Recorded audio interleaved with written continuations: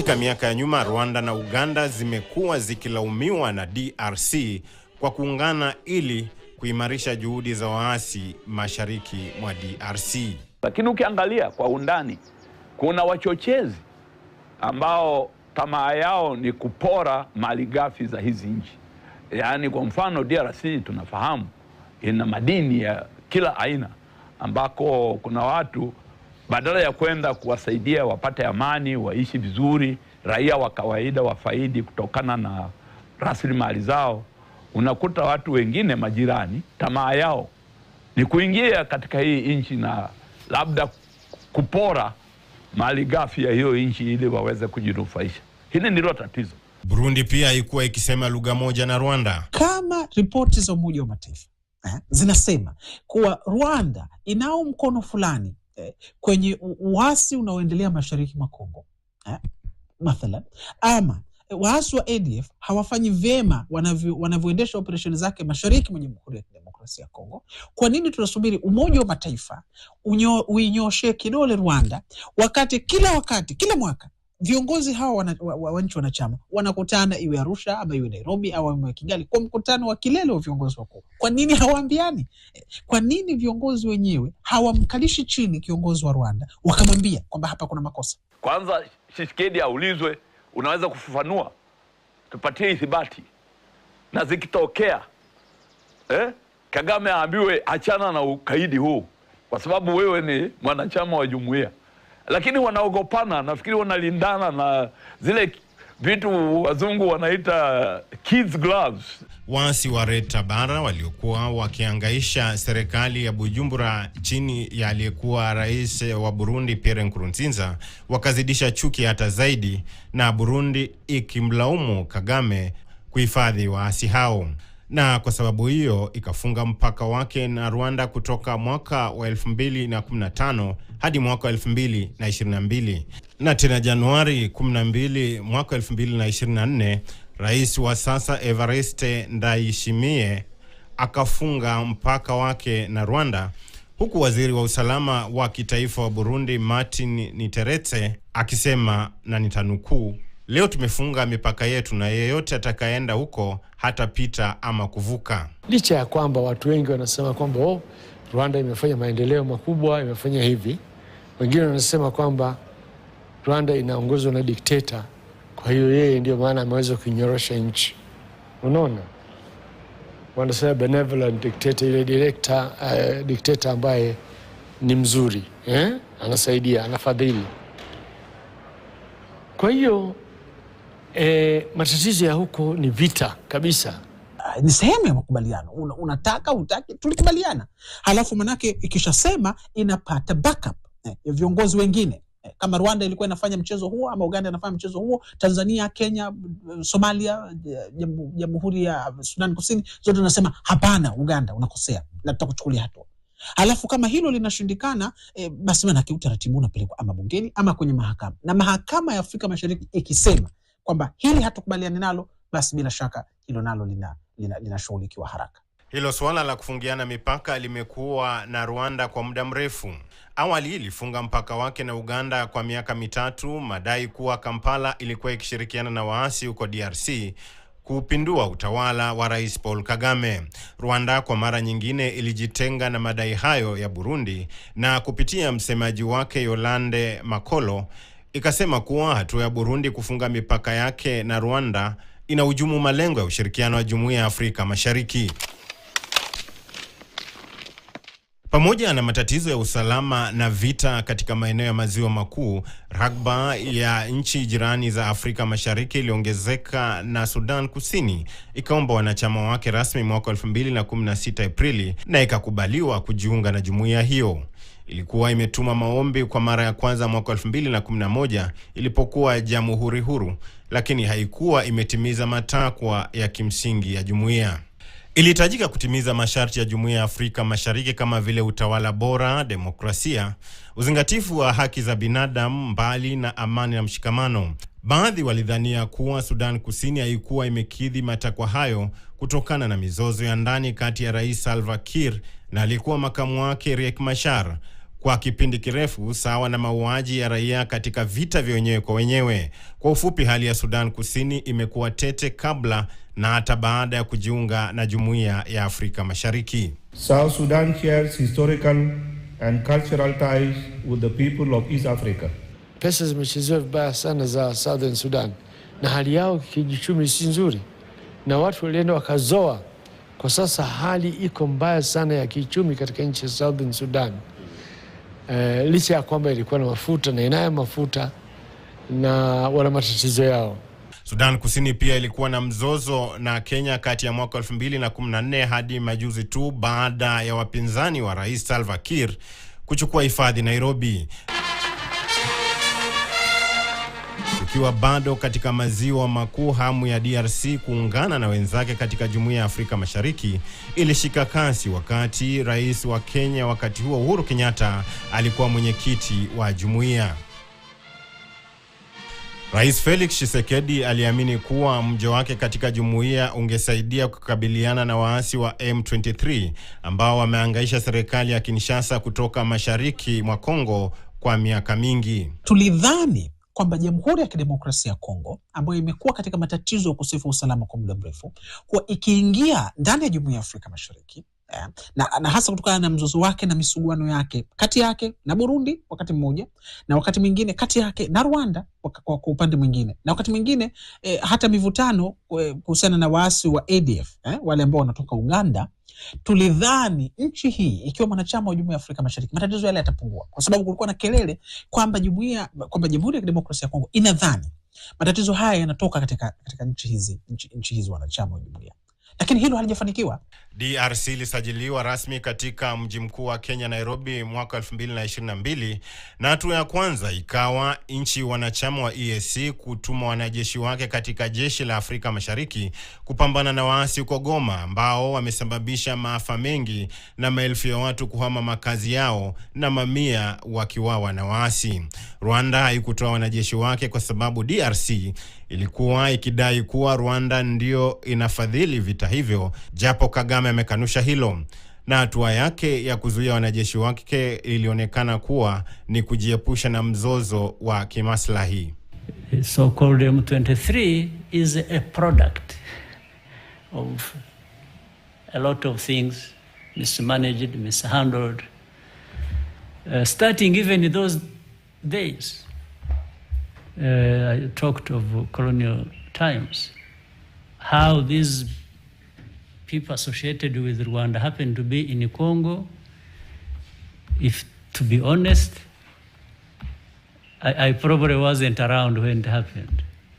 Kagame anadhania kuwa swala la DRC limetiwa siasa wala si hali halisi.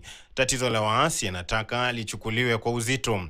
How can I be the cause of the problem? In Eastern Congo, there are over 120 armed groups, of which M23 is only one of them. Viongozi wa kanda ya Afrika Mashariki hawajajitolea kidete kuzungumzia swala hili kwa sababu ya maslahi jinsi wanavyodhania wachambuzi wa masuala ya uhusiano wa kimataifa, hususan kanda hii ya Afrika Mashariki. Kutokana na kutoaminiana miongoni mwa nchi wanachama EAC, Rais Tshisekedi alisema kuwa vikosi vya jeshi la Umoja wa Afrika Mashariki viondoke DRC na wanajeshi wakaanza kurejea katika nchi zao. Rais Uhuru Kenyatta alipewa jukumu la kuwa mpatanishi mkuu katika mzozo huo tangu akiwa kiongozi, na hata baada kumaliza kipindi chake alipochaguliwa William Samoei Arap Ruto kuwa rais wa 5 wa Kenya. I want to urge all participants to this process, including those who are not yet here on the table with us, to give their support to this process that is vital towards the restoration of peace and stability in the Eastern DRC. Mzozo huu kati ya Rwanda na DRC ulishika kasi hata zaidi katika kipindi cha uchaguzi mkuu wa DRC mwaka 2023, ambapo Rais Tshisekedi ambaye alikuwa akiomba dhamana kwa Wakongomani ya kumpa mhula mwingine alitangaza vita dhidi ya Rwanda. Alidai kuwa Rwanda ilikuwa ikirutubisha nguvu za waasi wa M23 wanaohusishwa na kabila la Watutsi kutoka Rwanda, na huko mashariki mwa Kongo. Tshisekedi katika kampeni hizo za Disemba alifananisha Kagame na aliyekuwa kiongozi katili wa Ujerumani Adolf Hitler na kumkumbusha kiongozi wa Rwanda kuwa kwa sababu ana tabia kama za Hitler za kutaka kuongeza eneo lake la uongozi yatampata yaliyomkuta Hitler. Aliongeza kuwa Kagame amepata kufu yake na atamkomesha kwa sababu amekutana na mtu aliye na dhamira ya kulinda nchi yake. I told our friends, these powerful friends of ours, I've even said it publicly,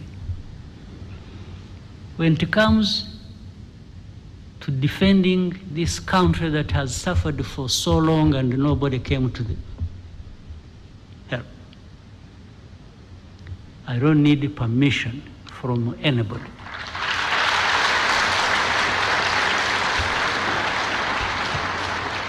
To do what we have to do to protect ourselves. Hadi makala haya yanapokwenda hewani kwa mara ya kwanza katika KTN News Februari mwaka 2024, kitinda mimba katika Jumuiya ya Afrika Mashariki ni Jamhuri ya Demokrasia ya Kongo, lakini pia baada ya kufuatilia mchakato wa kujiunga na Jumuiya ya Afrika Mashariki, Somalia imewaridhisha wadau na wameipa kibali cha kuwa mmoja wao. Hata hivyo, Rashid Chilumba anadhania kuwa wingi wa wanachama unaweza kuzua vurugu zaidi katika kanda endapo mifumo ya ndani ya nchi wanachama kama vile usalama haitazingatiwa. Kama uchumi utaimarika kupitia fursa zilizopo ndani ya Jumuiya ya Afrika Mashariki za kuuza zaidi, kupata soko kubwa zaidi, kushirikiana, kupata uzoefu, inaweza kusaidia katika masuala vile vile ya siasa na wakabili. Kwa sababu wakati mwingine matatizo haya ya kisiasa yanatokana zaidi na hali ngumu ya uchumi, watu fedha mifukoni hawana. Kwa Al-Shabaab wakija wakabeba na njoo huko, sisi tutawapa mifuko ya mikaa mkauze, wanaona ni bora zaidi kuliko kubaki mjini Mogadishu pale hawana kazi ya kufanya. Somalia hajasimama sawa sawa, ina matatizo yake makubwa sana ambayo yameendelea kwa muda wa zaidi ya miaka 30, na hivi juzi kumetokea na kutofahamiana, hasa baada ya sehemu fulani ya kaskazini kutia sahihi mkataba na serikali ya Ethiopia ili Ethiopia iweze kupata forodha mahali ambapo inaweza kushusha mizigo yake. Unajua Ethiopia ni nchi ambayo haina bahari. Makongoro Nyerere ni mwanawe rais wa kwanza wa Jamhuri ya Muungano wa Tanzania na aliwahi kuwa mbunge wa Bunge la Afrika Mashariki huko Arusha, Tanzania, na anazungumzia umuhimu wa nchi jirani kuwa katika Jumuiya ya Afrika Mashariki. Nachotolewa na Jumuiya ya Afrika Mashariki ni fursa, opportunities. Fursa zinahitaji watu wazichangamkie ili ziweze kuwaletea matunda.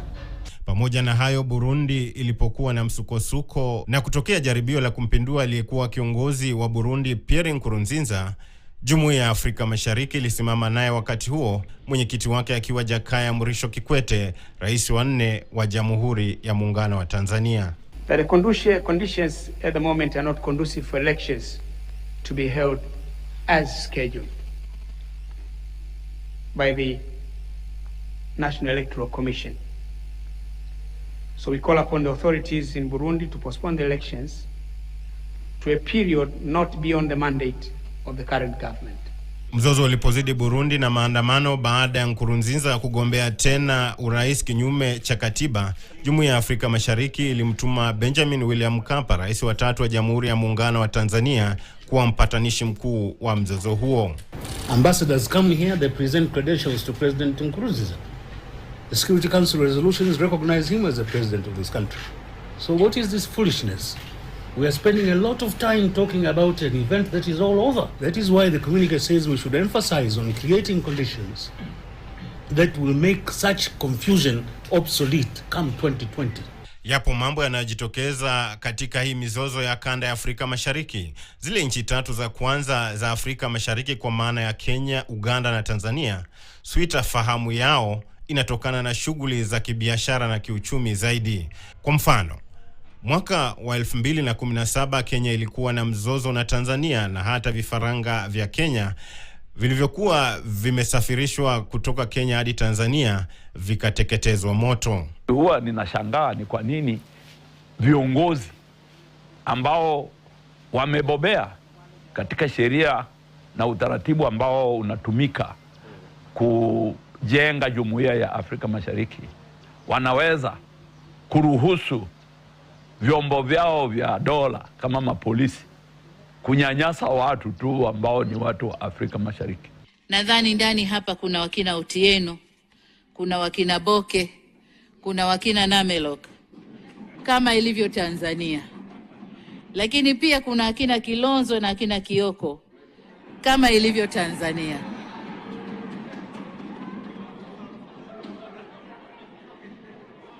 Lakini zaidi kuna Muhammad Faki Mwini Haji. Huyu ni seneta wa Mombasa, lakini hili ni jina safi la Kizanzibari. Kwa hiyo hatuwezi kutengana. Si hayo tu, mifugo wa Kenya waliokuwa wamevuka mpakani na kutafuta lishe kwa jirani walipigwa mnada baada ya kesi kwenda mahakamani Tanzania. Kutokana na mzozo huo, rais wa Kenya majira hayo Uhuru Kenyatta na mwenzake wa Tanzania mosi hizo Daktari John Pombe Magufuli walikutana Chato, Tanzania kusema mawili matatu hivi kuhusu tafrani hiyo. Hakuna kitu ya furaha kama kuwa una jirani umechaguliwa na Mwenyezi Mungu, lakini pia huyo jirani ni rafiki. Watanzania wengi Kenya ni nyumbani, na vivyo hivyo kwa Wakenya hapa Tanzania ni nyumbani. Sidhani kama kuna mkoa wowote wa Tanzania ambako hakuna Wakenya. Ila nchi za maziwa makuu ambazo zimo katika Jumuiya ya Afrika Mashariki, tatizo kubwa ni usalama na mapigano ambayo yameyumbisha imani miongoni mwa raia wa nchi hizo husika. Kulingana na Rashid Chilumba, mchambuzi wa masuala ya siasa kutoka Tanzania, japo shughuli zake ni za Ujerumani, Jumuiya ya Afrika Mashariki inastahili kusoma kutoka kwa Jumuiya ya Ulaya namna ya kuleta nidhamu miongoni mwa wanachama. Si kwamba Umoja wa Ulaya ni jumuiya thabiti sana, kwamba haina viongozi mafedhuli. Wako ndani ya Jumuiya ya Umoja wa Ulaya. Wako viongozi ambao ni wajeuri, wako viongozi ambao ni wajuba, hawataki kusikia, hawapendi mambo ya mtangamano hivyo. Wanapenda zaidi kugombana. Lakini misingi iliyowekwa ndani ya Umoja wa Ulaya, mjini Brussels, makao yao makuu, inatengeneza mazingira kwamba hata wale ambao wanapenda sana chokochoko na kutenganisha wengine hawapati nafasi hiyo. Sawa na Profesa Chacha Nyaigoti Chacha wanadhania kuwa EAC inatakiwa kuwa na chombo maalum ambacho kitafanikisha malengo na matarajio ya Jumuiya ya Afrika Mashariki. Kila nchi wanapomaliza vikao kule Arusha, wakirudi nyumbani, kila nchi inaenda kujiandaa namna itaweka mikakati ya kutotekeleza yale maazimio, hata kama maazimio yalikuwa mazuri. Ziko nchi hapa ndogo kama Hungary, Poland, ambazo hazipendi kufuata masharti ya Umoja wa Ulaya, lakini mifumo inawalazimisha. Sasa bahati mbaya kwa Afrika Mashariki inaonyesha hakuna bado mifumo ama dhamira ya viongozi wenyewe wakuu wa mataifa haya kuimarisha ushirikiano, kuleta utangamano kati ya nchi wanachama na kuhakikisha kuwa dhamira ya Jumuiya ya Afrika Mashariki ni kushughulikia masuala ya watu jumuiya badala ya kutumbukia katika mizozo na misuguano isiyokuwa na msingi. Pamoja na hayo, barani Afrika kuna muungano wa chumi za Afrika Magharibi maarufu kama ECOWAS ambazo zinazingatia malengo yake na sharti nchi wanachama ziingilie kati endapo nchi moja inakiuka kanuni zilizowekwa. Kiuchumi, nchi karibu zote zilizotawaliwa na Mfaransa huko katika Afrika Magharibi ziko katika jumuiya ya kifedha ya Ufaransa inaitwa CFA. Unaona, isipokuwa Guinea. Zote ziko katika hiyo. Na madhumuni ya ECOWAS walipoanzisha kulingana na ule mkataba unaitwa mkataba wa Lagos ulio pigwa mchakato kidogo mwaka 1983 Cotonou kule Benin. Huo mkataba wenyewe walikuwa wanataka kwanza kuimarisha utalii. Walikuwa wanataka wananchi wote wa hizo nchi waweze kusafiri bila visa na nini na kufanya biashara katika hizi nchi zote 15. ECOWAS kwa mfano, kukitokea kiongozi ambaye amekaidi amri za ECOWAS, nchi yake inawekwa nje ya ECOWAS, nchi yake inapewa adhabu na wanapewa masharti na wanapewa amri. Sasa tunahitaji hali kama hiyo ijengwe katika utaratibu wa namna Jumuiya ya Afrika Mashariki inaendeshwa. Kwa mfano, kumekuwa na wimbi la mapinduzi ya Afrika Magharibi, ila wahusika wamewajibishwa. ECOWAS kwa mfano iliweza kusitisha wanachama wa nchi mbili baada ya mapinduzi, Niger na Mali. Uwezo huo Afrika Mashariki haina. Ndio maana katika Afrika Mashariki matatizo yakitokea katika nchi yote, kwa mfano kuhusu Rwanda, ni Umoja wa Mataifa ndio unazungumza. Nchi za Afrika Mashariki haziwezi, kwa sababu anasema hakuna kuingiliana, nchi kuingilia siasa ya nchi nyingine. Hata hivyo, nchi za Afrika Mashariki kupitia kwa jumuiya zimechelewa kutekeleza baadhi ya mambo, na hatua ya kuwepo kwa vikwazo katika sekta tofauti za uchumi na safari ni kati ya mambo yanayozifanya jumuiya nyingine kama vile ECOWAS kushamiri tofauti na Afrika Mashariki. Unaweza kwenda mkutano wa Arusha, unakuta mtu amesimama tu anatoa hotuba, anafikiria kwamba wao ni bora zaidi kuliko Kenya kwa sababu ya Kiswahili au kwa sababu ya nini. Unakuja Kenya hapa unafikiria labda sisi ni matajiri zaidi kwa sababu tuna matajiri wengi Nairobi, lakini maskini wote ni wamoja. Afrika Mashariki watu ni maskini. Wote wanahitaji kuboreshewa maisha, na ili yaboreshwe ni lazima tuwe na muungano mzuri, watu wasafiri kama tulivyokuwa tunasafiri zamani, wakati wa jumuiya ya awali. ECOWAS imepanua wigo wake hata zaidi kwa nchi wanachama. Kwa mfano, katika nyakati za vita, ECOWAS imekuwa ikitoa mwongozo na hata kuwatuma wanajeshi katika maeneo yenye matata. Itakumbukwa kabla ya Charles Taylor aondoke madarakani kulikuwa na vita nchini mwake. ECOWAS nayo ikatuma jeshi lake kuleta utulivu na kulinda mji wa Monrovia ili usitekwe na makundi ya waasi ambayo yalikuwa yanapambana na vikosi vitifu kwa iliyokuwa serikali ya Taylor. Si hayo tu, hata hali ilipokuwa mbaya Sierra Leone katika miaka 2000, viongozi wa maeneo hayo walikuwa na vikao visivyohesabika kutatua mzozo huo. Hawa wa Afrika Mashariki, wa Afrika ECOWAS, hata wanapeleka majeshi. Unakumbuka Liberia na hizo nchi hizo, walipeleka majeshi yao, na Sierra Leone walipeleka majeshi yao kwenda kutuliza mambo. Lakini katika Afrika Mashariki hatuwezi kufanya hivyo. Chaguzi nyingi za Afrika Magharibi zimeendeshwa chini ya macho makali ya ECOWAS, na wanaoshinda wanachukua hatamu bila bugdha za wapinzani, na hata rais anaposhindwa katika uchaguzi akigana madarakani anachukuliwa hatua. Ilibainika baada ya Yahya Jammeh kushindwa katika uchaguzi wa Gambia mwaka 2017, ECOWAS iliwatuma wanajeshi wake kuhakikisha kuwa amewasilisha madaraka yalikostahili.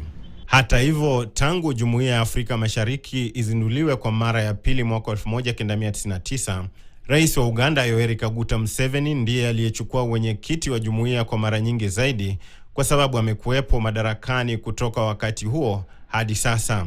Kwa kawaida ingetarajiwa kuwa ni yeye angetoa mwongozo kwa kaka wachanga wa jumuiya, lakini safari hiyo ina mushkil. Nadhani viongozi wote wana makando kando. Lakini sasa, je, ukimtazama Rais Museveni, yeye mwenyewe amekamilika? Lakini swali lazima ujiulize, kwa sababu huwezi kumnyoshea mwenzako kidole kama wewe mwenyewe hujakamilika. Kwa mfano, ikiwa inatokea kuna rapsha na swala ya upinzani na serikali zinagombana ndani ya Jumuiya ya Afrika Mashariki, Museveni anao kweli uwezo wa kuiambia Tanzania kwamba shughulikieni swala la utawala bora na demokrasia nchini mwenu mara moja? Kwa sababu manake huu ni msingi wa Jumuiya ya Afrika Mashariki.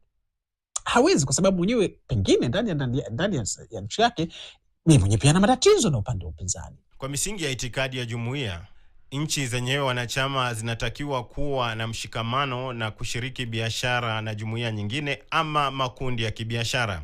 Kwa mfano, kwa kuzingatia mwafaka wa Jumuiya ya Afrika Mashariki, nchi wanachama zinatakiwa kushirikiana na muungano wa maendeleo wa nchi za kusini mwa Afrika SADC, ambapo pia Tanzania ni mwanachama.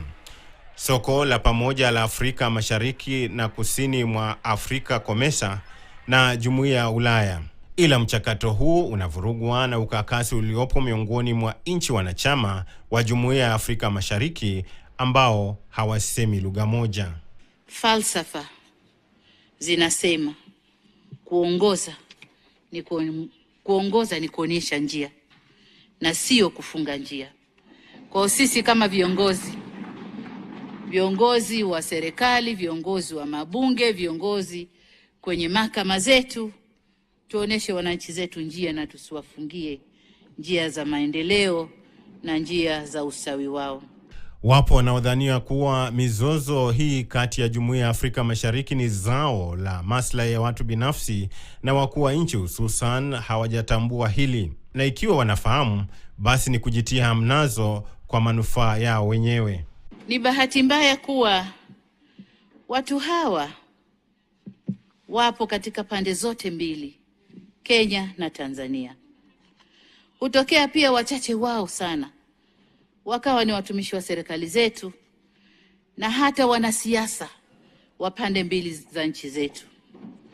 Bahati nzuri tu ni kuwa si wengi, na ndio maana uhusiano wa nchi zetu mbili unatimiza miaka 56 sasa. Jambo ambalo halina mjadala ni kuwa moja ya asasi ambazo ni muhimu mno katika Jumuiya ya Afrika Mashariki ni Mahakama ya Rufaa ya Afrika Mashariki. Baadhi ya raia wa Afrika Mashariki wamekuwa wakipeleka kesi zao katika mahakama hiyo kwa ufafanuzi endapo hawakuridhika na maamuzi ya kesi zao na usimamizi wa haki katika nchi zao. Kwa mfano, mwanasiasa Martha Karua kutoka Kenya amewasilisha kesi 2 katika mahakama hiyo ya Arusha. Mosi ikiwa kesi ya kupinga maamuzi ya mahakama ya juu zaidi nchini Kenya iliyoidhinisha ushindi wa aliyekuwa mpinzani wake wa ugavana Anne Waiguru katika uchaguzi wa mwaka wa 2017. Mahakama hiyo ilikubaliana na Karua kuwa mahakama za Kenya zilipuuza baadhi ya mawasilisho muhimu ya Karua na ikaagiza Karua afidiwe na serikali ya Kenya shilingi milioni 2 za Kenya kwa manyanyaso hayo. Huyo Karua ambaye alikuwa kiongozi mwenza wa Raila Odinga chini ya muungano wa upinzani wa Azimio katika uchaguzi wa urais wa mwaka 2022, pia alikuwa na utashi hata zaidi na kupinga maamuzi ya mahakama ya juu kuhusu ushindi wa rais wa 5 wa Kenya William Ruto. Na kwa vile koti ikasema ati tuko na hewa moto, hot air balloon inaweza nipeleka East Africa. So, I am actually considering whether to travel on a hot air balloon to the East African court just to discuss that judgment. Sadfa nyingine kuu hapa ni kuwa moja wa majaji wa mahakama ya juu zaidi nchini Kenya, Isaac Lenaola, aliwahi kuwa jaji wa mahakama hiyo ya Afrika Mashariki ambayo hutatua mizozo kadhaa kutoka nchi wanachama. Hata hivyo, maamuzi ya mahakama ya Afrika Mashariki hayajakuwa yakitekelezwa kwa sababu kadhaa. Moja ikiwa nchi wanachama zinachukulia uzito wa mahakama zao kushinda hii ya kanda. Inavyoonekana, wanasheria wa Kenya wana imani kubwa na maamuzi ya mahakama hiyo. Januari mwaka 2024, mwenyekiti wa zamani wa chama cha mawakili nchini, wakili mkuu Ahmed Nasir Abdullahi, alikata rufaa katika mahakama hiyo ya Afrika Mashariki baada ya majaji wa mahakama ya juu zaidi nchini Kenya kumpiga marufuku kufika mbele yake akiwa na kesi yoyote. Majaji wakisema amekuwa akikejeli utendakazi wa idara ya mahakama katika majukwaa mbalimbali kama vile mitandao ya kijamii. Ahmed Nasir alifanya hivyo baada ya kutaja kwa mtandao wake wa X kuwa idara ya mahakama ni fisadi zaidi na haoni hasara yoyote inapomtenga na shughuli zake. Kwa vyovyote vile, Afrika Mashariki ni moja ya jumuiya ambayo matarajio yake ni kukuza utangamano na shirikisho la siasa miongoni mwa mambo mengine. Ila ni muhimu kutaja kuwa mizozo ya hadharani na chini kwa chini miongoni mwa nchi wanachama inatakiwa kutafutiwa ufumbuzi wa haraka. Paula Biswa, makala ya Nyufa za Kanda.